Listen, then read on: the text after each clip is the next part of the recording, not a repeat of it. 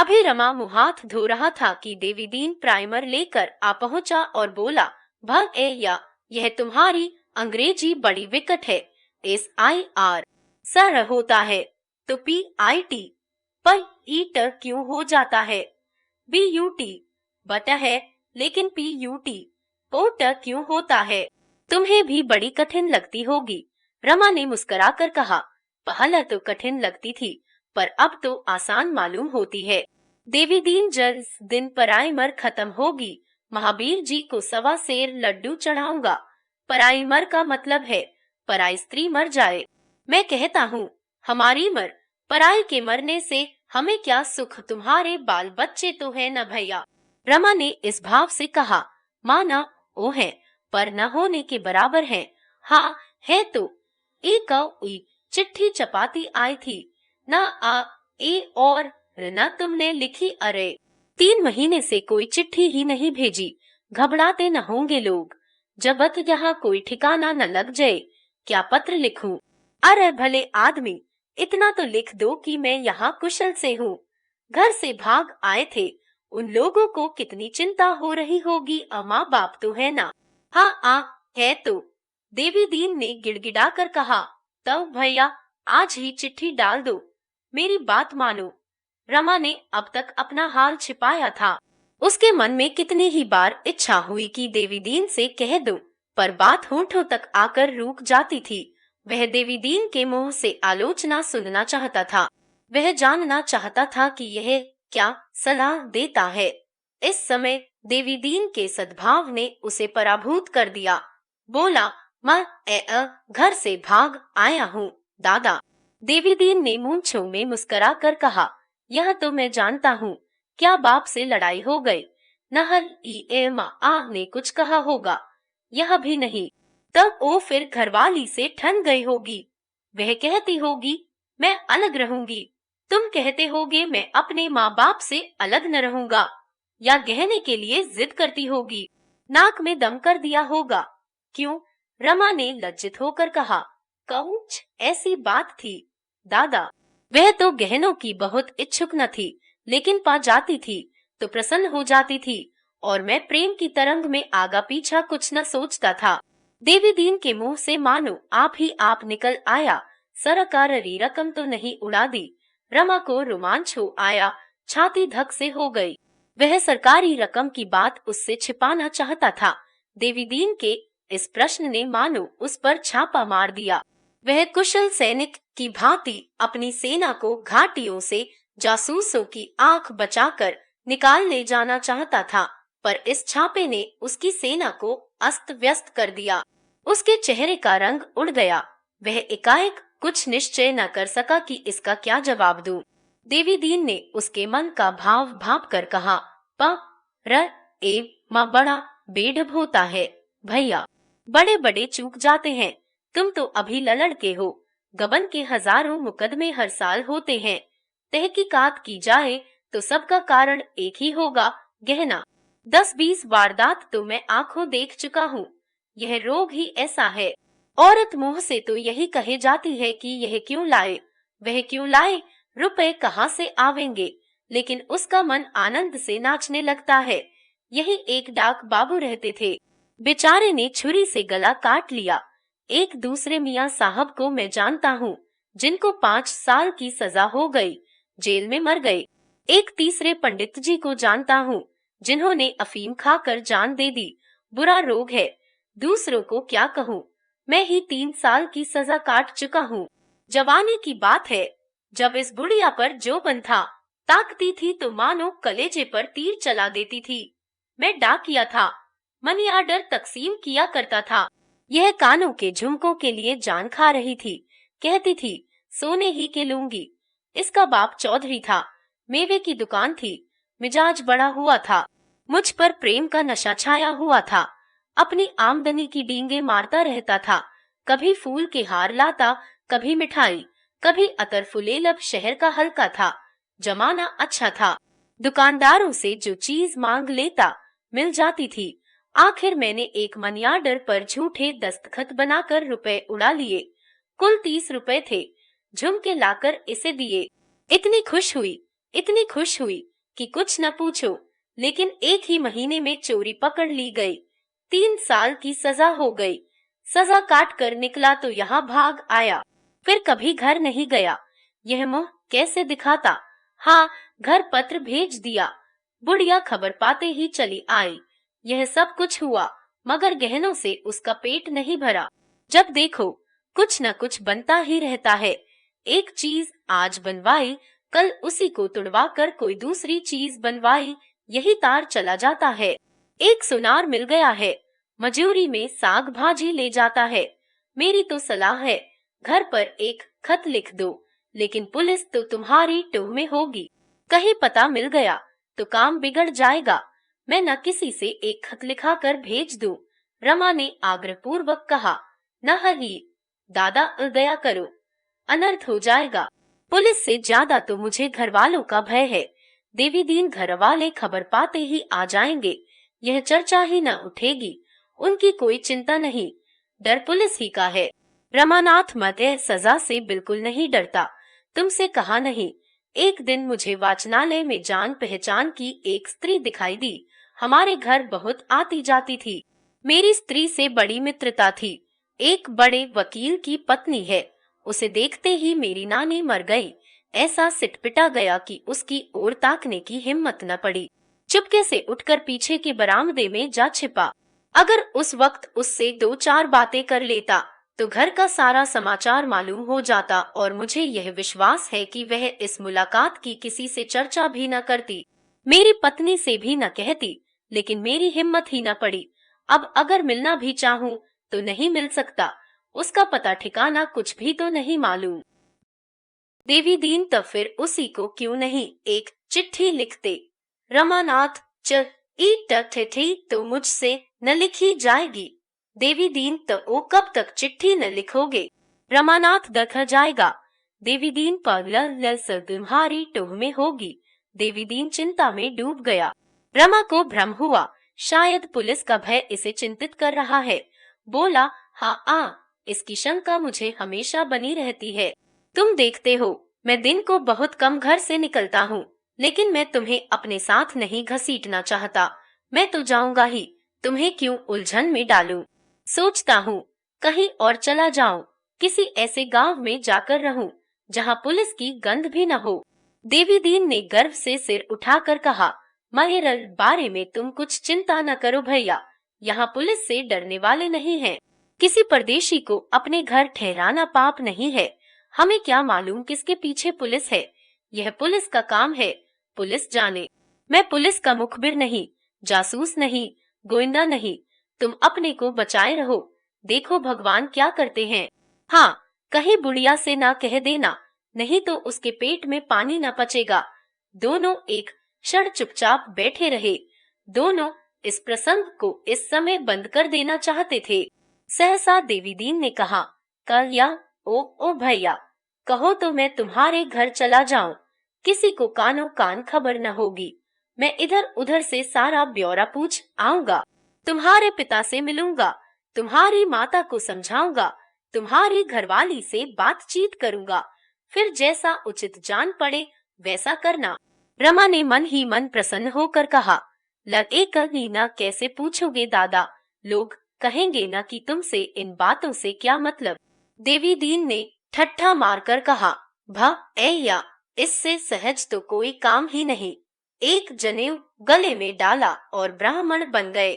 फिर चाहे हाथ देखो, चाहे कुंडली बाँचो, चाहे सगुन विचारो, सब कुछ कर सकते हो। बुढ़िया भिक्षा लेकर आवेगी, उसे देखते ही कहूंगा, माता तेरे को पुत्र के परदेश जाने का बड़ा कष्ट है। क्या तेरा कोई पुत्र विदेश गया है। इतना सुनते ही घर भर के लोग आ जाएंगे। वह भी आवेगी, उसका हाथ देखूंगा। इन बातों में मैं पक्का हूँ भैया, तुम निश्चिंत रहो। कुछ कमा लाऊंगा, देख लेना। माघ मेला भी होगा, स्नान करता आऊंगा। रमा की आंखें मनोल्लास से चमक उठी। उसका मन मधुर कल्पनाओं के संसार में जा पहुंचा। जालपा उसी वक्त रतन के पास दौड़ी जाएगी। दोनों भांति भांति के प्रश्न करेंगी। क्यों बाबा, वह कहाँ गए हैं? अच्छी तरह है ना? कब तक घर आवेंगे? कभी बाल बच्चों की सुधि आती है उनको? वहाँ किसी कामिनी के माया जाल में तो नहीं फंस गए। दोनों शहर का नाम भी पूछेंगी, कहीं दादा ने सरकारी रुपए चुका दिए हो तो मजा आ जाए, तब एक ही चिंता रहेगी। देवीदीन बोला, तब वो है न सलाह। रमानाथ कहा, आ जाएंगे दादा, कष्ट होगा। माँ, आग का स्नान भी तो करूंगा, कष्ट के बिना कहीं पुण्य होता है। मैं तो कहता हूँ तुम भी चलो, मैं वहाँ सब रंग ढंग देख लूंगा। अगर देखना कि मामला टिचन है तो चैन से घर चले जाना, कोई खटका मालूम हो तो मेरे साथ ही लौट आना। रमा ने हंसकर कहा, आ की बात करते हो दादा, अब मैं यूं कभी न जाऊंगा। स्टेशन पर उतरते ही कहीं पुलिस का सिपाही पकड़ ले तो बस। अब देवीदीन ने गंभीर होकर कहा, सर आह, ई क्या पकड़ लेगा, दिल लगी है, मुझसे कहो, मैं प्रयागराज के थाने में ले जाकर खड़ा कर दूं। अगर कोई तिरछी आंखों से भी देख ले तो मूंछ मुड़ा लूं। ऐसी बात भला सैकड़ों खूनियों को जानता हूँ जो यहाँ कलकत्ता में रहते हैं, पुलिस के अफसरों के साथ दावतें खाते हैं।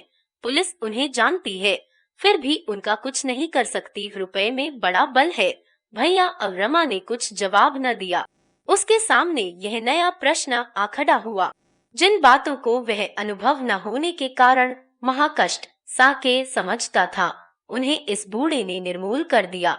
और बूढ़ा शेखीबाजों में नहीं है, वह मुंह से जो कहता है उसे पूरा कर दिखाने की सामर्थ्य रखता है। उसने सोचा, तो क्या मैं सचमुच देवीदीन के साथ घर चला जाऊं? यहाँ कुछ रुपए मिल जाते तो नए सूट बनवा लेता, फिर शान से जाता। वह उस अवसर की कल्पना करने लगा जब वह नया सूट पहने हुए घर पहुँचेगा। उसे देखते ही गोपी और विश्वंभर दौड़ेंगे, भैया आए, भैया आए, और दादा निकल आएंगे। अम्मा को पहले विश्वास ना आएगा, मगर जब दादा जाकर कहेंगे, हाँ आ तो गए, तब वह रोती हुई द्वार की ओर चलेंगी। उसी वक्त मैं पहुंचकर उनके पैरों पर फिर पड़ूंगा। जालपा वहां न आएगी, वह मान किए बैठी रहेगी। रमा ने मन ही मन वह वाक्य भी सोच लिए जो वह जालपा को मनाने के लिए कहेगा। शायद रुपए की चर्चा ही ना आए। इस विषय पर कुछ कहते हुए सभी को संकोच होगा। अपने परिजनों से जब कोई अपराध हो जाता है तो हम उघाड़ कर उसे दुखी नहीं करते, चाहते हैं कि उस बात का उसे ध्यान ही ना आए। उसके साथ ऐसा व्यवहार करते हैं कि उसे हमारी ओर से जरा भी भ्रम न हो, वह भूल कर भी यह न समझे कि मेरी अपकीर्ति हो रही है। देवीदीन ने पूछा, कब सोच रहे हो, चलोगे ना? रमा ने दबी जबान से कहा, तऊ माँ, हाँ रगी इतनी दया है तो चलूंगा, मगर पहले तुम्हें मेरे घर जाकर पूरा पूरा समाचार लाना पड़ेगा। अगर मेरा मन न भरा तो मैं लौट आऊंगा। देवीदीन ने दृढ़ता से कहा, माँ जरूर। रमा ने संकोच से आंखें नीची करके कहा, एक बात और है। देवीदीन कर यह बात है, कहो माँ। मुझे कुछ कपड़े बनवाने पड़ेंगे, बन जाएंगे। मैं घर पहुंचकर तुम्हारे रुपए दिला दूंगा और मैं तुम्हारी गुरु दक्षिणा भी वही दे दूंगा। गुरु दक्षिणा भी मुझी को देनी पड़ेगी। मैंने तुम्हें 4 हरफ अंग्रेजी पढ़ा दिए, तुम्हारा इससे कोई उपकार न होगा। तुमने मुझे पाठ पढ़ाए हैं, उन्हें मैं उम्र भर नहीं भूल सकता। मुंह पर बड़ाई करना खुशामद है, लेकिन दादा, माता पिता के बाद जितना प्रेम मुझे तुमसे है उतना और किसी से नहीं। तुमने ऐसे गाढ़े समय मेरी बाह पकड़ी जब मैं बीच धार में बहा जा रहा था। ईश्वर ही जाने अब तक मेरी क्या गति हुई होती, किस घाट लगा होता। देवीदीन ने चुहल से कहा, और जो कहीं तुम्हारे दादा ने मुझे घर में न घुसने दिया तो। रमा ने हंसकर कहा, आ तुम्हें अपना बड़ा भाई समझेंगे, तुम्हारी इतनी खातिर करेंगे कि तुम ऊब जाओगे। जालपा तुम्हारे चरण धो धो पिएगी, तुम्हारी इतनी सेवा करेगी कि जवान हो जाओगे। देवीदीन ने हंसकर कहा, तब तो बुढ़िया डाह के मारे जल मरेगी। मानेगी नहीं, नहीं तो मेरा जी चाहता है कि हम दोनों यहाँ से अपना डेरा डंडा लेकर चलते और वहीं अपनी सिरकी तानते। तुम लोगों के साथ जिंदगी के बाकी दिन आराम से कट जाते, मगर इस चुड़ैल से कलकत्ता न छोड़ा जाएगा। तो बात पक्की हो गई ना? हाँ पक्की ही है। का ना खुले तो चले, कपड़े लावे, आज ही सिलने को दे दे। देवी दीन के चले जाने के बाद रमा बड़ी देर तक आनंद कल्पनाओं में मग्न बैठा रहा, जिन भावनाओं को उसने कभी मन में आश्रय न दिया था, जिनकी गहराई और विस्तार और उद्वेग से वह इतना भयभीत था कि उनमें फिसलकर डूब जाने के भय से चंचल मन को उधर भटकने भी न था। उसी अथाह और अछोर कल्पना सागर में वह आज स्वच्छंद रूप से क्रीड़ा करने लगा। उसे अब एक नौका मिल गई थी। वह त्रिवेणी की सैर, वह अल्फ्रेड पार्क की बहार, वह खुसरो बाग का आनंद, वह मित्रों के जल से सब याद आकर हृदय को गुदगुदाने लगे। रमेश उसे देखते ही गले लिपट जाएंगे। मित्रगण पूछेंगे, कहाँ गए थे यार, खूब सैर की? रतन उसकी खबर पाते ही दौड़ी आएगी और पूछेगी, तुम कहाँ ठहरे थे बाबूजी? मैंने सारा कलकत्ता छान मारा। फिर जालपा की मान प्रतिमा सामने आ खड़ी हुई। सहसा देवीदीन ने आकर कहा, भैया 10 बज गए, चलो बाजार होते आवे। रमा ने चौंक कर पूछा, कहिया 10 बज गए? देवीदीन 10 नहीं 11 का अमल होगा। रमा चलने को तैयार हुआ, लेकिन द्वार तक आकर रुक गया। देवीदीन ने पूछा, कहिया खड़े कैसे हो गए? तम ऊ महा हाय ई चले जाओ, मैं जाकर क्या करूँगा ऊँट का? या डर रहे हो? न हर नहीं रहा हूँ, मगर क्या फायदा? मैं अकेले जाकर क्या करूँगा? अब मुझे क्या मालूम तुम्हें कौन कपड़ा पसंद है? चलकर अपनी पसंद से ले लो, वही दर्जी को दे देंगे। तुम जैसा कपड़ा चाहे ले लेना, मुझे सब पसंद है। तब उमा, हरे डर किस बात का है? पुलिस तुम्हारा कुछ नहीं करेगी, कोई तुम्हारी तरफ ताकेगा भी नहीं। मैं डर नहीं रहा हूँ दादा, जाने की इच्छा नहीं है। डर नहीं रहे हो तो क्या कर रहे हो? कह रहा हूँ कि कोई तुम्हें कुछ न कहेगा, इसका मेरा जिम्मा, मुदा तुम्हारी जान निकली जाती है। देवीदीन ने बहुत समझाया, आश्वासन दिया, पर रमा जाने पर राजी न हुआ। वह डरने से कितना ही इनकार करे, पर उसकी हिम्मत घर से बाहर निकलने की न पड़ती थी। वह सोचता था, अगर किसी सिपाही ने पकड़ लिया तो देवीदीन क्या कर लेगा?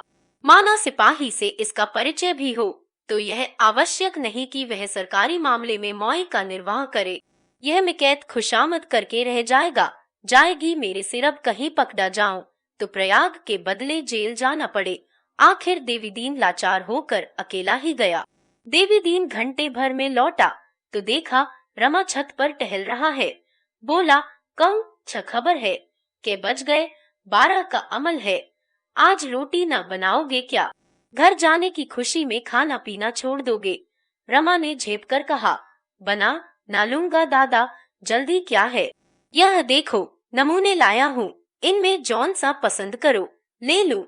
यह कहकर देवीदीन ने ऊनी और रेशमी कपड़ों के सैकड़ों नमूने निकाल कर रख दिए। 5-6 रुपए गज से कम का कोई कपड़ा था। रमा ने नमूनों को उलट पलट कर देखा और बोला, इतना न महंगे कपड़े क्यों लाए दादा, और सस्ते न थे? सस्ते थे, मुदा विलायती थे। तब विलायती कपड़े नहीं पहनते। इधर 20 साल से तो नहीं लिए, उधर की बात नहीं कहता।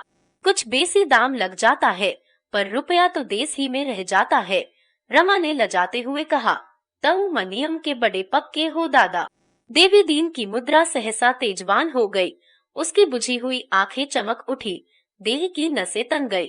अकड़ कर बोला, जिस देश में रहते हैं, जिसका अन्न जल खाते हैं, उसके लिए इतना भी न करे तो जीने को धिक्कार है। 2 जवान बेटे इसी स्वदेशी की भेंट कर चुका हूँ। भैया ऐसे ऐसे पट्टे थे कि तुमसे क्या कहें। दोनों विदेशी कपड़ों की दुकान पर तैनात थे। क्या मजाल थी कोई ग्राहक दुकान पर आ जाए।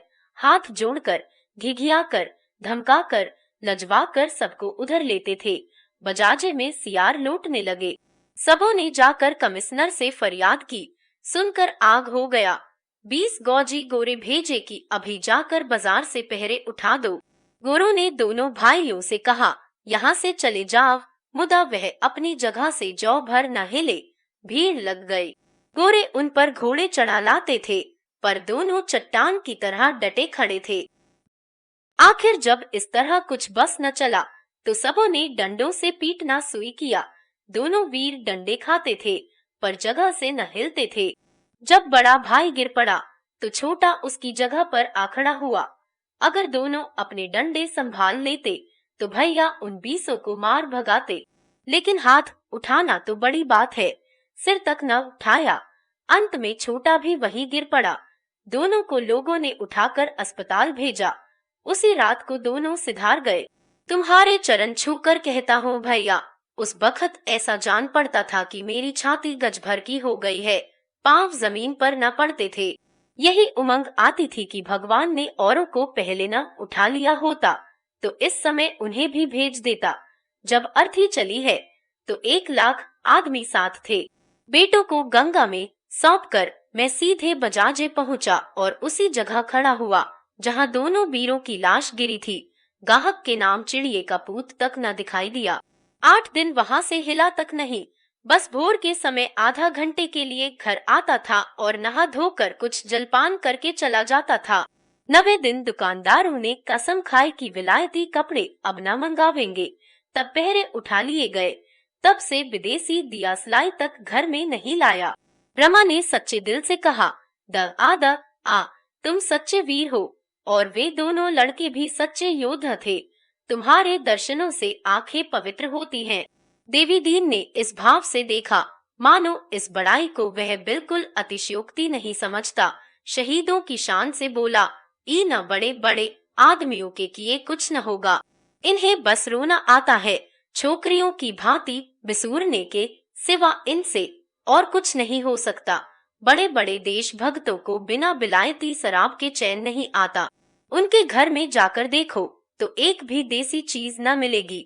दिखाने को 10-20 कुर्ते गाड़े के बनवा लिए घर का, और सब सामान बिलायती है। सब के सब भोग विलास में अंधे हो रहे हैं, छोटे भी और बड़े भी। उस पर दावा यह है कि देश का उद्धार करेंगे। अरे तुम क्या देश का उद्धार करोगे? पहले अपना उद्धार तो कर लो। गरीबों को लूटकर बिलायत का घर भरना तुम्हारा काम है, इसीलिए तुम्हारा इस देश में जन्म हुआ है। हाँ, रोए जाओ, बिलायती शराबें उड़ाओ, बिलायती मोटरें दौड़ाओ, बिलायती मुरब्बे और अचार चखो, बिलायती बर्तनों में खाओ, बिलायती दवाइयाँ पियो। पर देश के नाम को रोए जाओ। मुदा इस रोने से कुछ न होगा। रोने से माँ दूध पिलाती है। शेर अपना शिकार नहीं छोड़ता। रो उसके सामने जिसमें दया और धर्म हो। तुम धमका कर ही क्या कर लोगे? जिस धमकी में कुछ दम नहीं है, उस धमकी की परवाह कौन करता है? एक बार यहाँ एक बड़ा भारी जलसा हुआ। एक साहब बहादुर खड़े होकर खूब उछले कूदे। जब वह नीचे आए तब मैंने उनसे पूछा, साहब सच बताओ, जब तुम सुराज का नाम लेते हो तो उसका कौन सा रूप तुम्हारी आंखों के सामने आता है? तुम भी बड़ी बड़ी तलब लोगे, तुम भी अंग्रेजों की तरह बंगलों में रहोगे, पहाड़ों की हवा खाओगे, अंग्रेजी ठाठ बनाए घूमोगे। इस सुराज से देश का क्या कल्याण होगा? तुम्हारी और तुम्हारे भाई बंदों की जिंदगी भले आराम और ठाठ से गुजरे, पर देश का तो कोई भला न होगा। बस बगले झांकने लगे। तुम दिन में 5 बेर खाना चाहते हो, और वह भी बढ़िया माल। गरीब किसान को 1 जून सूखा चबेना भी नहीं मिलता। उसी का रक्त चूस कर तो सरकार तुम्हें हुपरे देती है। तुम्हारा ध्यान कभी उनकी ओर जाता है? अभी तुम्हारा राज नहीं है, तब तो तुम भोग विलास पर इतना मरते हो। जब तुम्हारा राज हो जाएगा तब तो तुम गरीबों को पीस कर पी जाओगे। रमा भद्र समाज पर यह आक्षेप न सुन सका। आखिर वह भी तो भद्र समाज का ही एक अंग था। बोला, यह बात तो नहीं है दादा कि पढ़े लिखे लोग किसानों का ध्यान नहीं करते। उनमें से कितने ही खुद किसान थे या हैं। उन्हें अगर विश्वास हो जाए कि हमारे कष्ट उठाने से किसानों का कोई उपकार होगा और जो बचत होगी वह किसानों के लिए खर्च की जाएगी, तो वह खुशी से कम वेतन पर काम करेंगे। लेकिन जब वह देखते हैं कि बचत दूसरे हड़प जाते हैं तो वह सोचते हैं, अगर दूसरों को ही खाना है तो हम क्यों न खाएं। देवी दीन तक सुराज मिलने पर 10-10, 5-5 हजार के अफसर नहीं रहेंगे, वकीलों की लूट नहीं रहेगी, पुलिस की लूट बंद हो जाएगी। एक क्षण के लिए रमा सिटपिटा गया। इस विषय में उसने खुद कभी विचार न किया था, मगर तुरंत ही उसे जवाब सूझ गया। बोला, द आ। तब तो सभी काम बहुमत से होगा। अगर बहुमत कहेगा कि कर्मचारियों के वेतन घटा दिए जाएं, तो घट जाएंगे। देहातों के संगठनों के लिए भी बहुमत जितने रुपए मांगेगा मिल जाएंगे। कुंजी बहुमत के हाथ में रहेगी और अभी 10-5 बरस चाहे न हो, लेकिन आगे चलकर बहुमत किसानों और मजदूरों ही का हो जाएगा। देवीदीन ने मुस्कुराकर कहा, भगैया, तुम भी इन बातों को समझते हो, यही मैंने भी सोचा था। भगवान करे कुछ दिन और जीऊं। मेरा पहला सवाल यह होगा कि विलायती चीजों पर दुगुना महसूल लगाया जाए और मोटरों पर चौगुना। अच्छा, अब भोजन बनाओ, सांझ को चलकर कपड़े दर्जी को दे देंगे, मैं भी जब तक खा लूं। शाम को देवीदीन ने आकर कहा, चल अब भैया, अब तो अंधेरा हो गया। रमा सिर पर हाथ धरे बैठा हुआ था, मुख पर उदासी छाई हुई थी। बोला, दादा, मैं घर न जाऊंगा। देवीदीन ने चकित होकर पूछा, कहिया क्या बात हुई? रमा की आंखें सजल हो गई। बोला, कौसा मुंह लेकर जाऊं दादा, अब मुझे तो डूब मरना चाहिए था। यह कहते कहते वह खुलकर रो पड़ा। वह वेदना जो अब तक मूर्छित पड़ी थी, शीतल जल के यह छींटे पाकर सचेत हो गई और उसके क्रंदन ने रमा के सारे अस्तित्व को जैसे छेद डाला। इसी क्रंदन के भय से वह उसे छेड़ता न था, उसे सचेत करने की चेष्टा न करता था। संयत विस्मृति से उसे अचेत ही रखना चाहता था, मानो कोई दुर्देखिनी माता अपने बालक को इसलिए जगाते डरती हो कि वह तुरंत खाने को मांगने लगेगा।